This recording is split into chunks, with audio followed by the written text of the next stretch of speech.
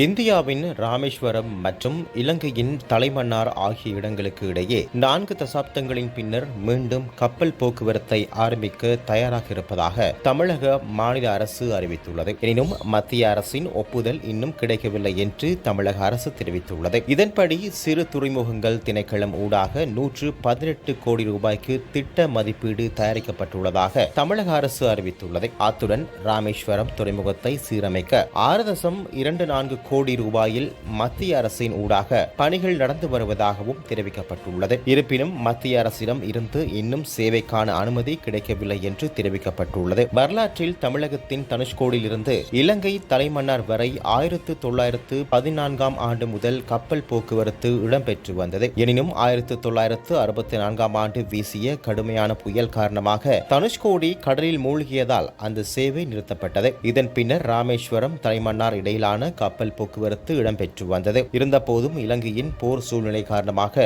1984ஆம் ஆண்டு மத்திய அரசால் அந்த கப்பல் சேவை நிறுத்தப்பட்டது. இந்த நிலையில் தற்போது நாகப்பட்டினத்திற்கும் யாழ்ப்பாணம் காங்கேசன்துறைக்கும் இடையில் பயணிகள் கப்பல் சேவை நடைபெற்று வருகிறது. இலங்கையின் இலத்திரனியல் தேசிய அடையாள அட்டை எனப்படும் ENIC அமைப்பை உருவாக்குவதற்கான ஒப்பந்தத்தை இந்திய நிறுவனத்திற்கு வழங்கியதை கண்டித்து தேசிய சுதந்திர முன்னணியின் தலைவர் விமல் வீரவன்ச கடும் விமர்சனத்தை முன்வைத்துள்ளார். இந்த திட்டத்திற்காக 5 பில்லியன் ரூபாய் முதலீட்டில் தற்போது சுமார் 99% தொழில்நுட்ப அமைப்பு உள்நாட்டிலேயே முடிக்கப்பட்டுள்ளன. எனினும் இந்திய நிறுவனத்திற்கு அதன் கட்டுப்பாட்டை மாற்ற அரசாங்கம் முயற்சி செய்கிறது என்றும் இந்தியா மட்டுமே பங்கேற்ற தனிப்பட்ட விலை மனு முறையில் இலங்கை நிறுவனங்கள் புறக்கணிக்கப்பட்டுள்ளதாகவும் அவர் குற்றம் சாட்டியுள்ளார். இதில் இந்திய நிறுவனம் இலங்கை குடிமக்களின் கைரேகை, விழித்திரை, குடியிருப்பு உள்ளிட்ட உணர்திறன் வாய்ந்த தரவுகளை அணுகக்கூடியதாக ஒப்பந்த விதிகள் உள்ளன என்றும் தரவு மீறலில் அந்த நிறுவனம் 10% மட்டுமே பொறுப்பு ஏற்கும் என்றும் எச்சரித்தார். தேசிய பாதுகாப்பு, தனியுரிமை கவலைக்கிடமாகியுள்ள நிலையில் இந்த நடவடிக்கையை அரசாங்கம் மீள பரிசீலிக்க வேண்டும் என்றும் விமல் வீரவன்ச வலியுறுத்தியுள்ளார்.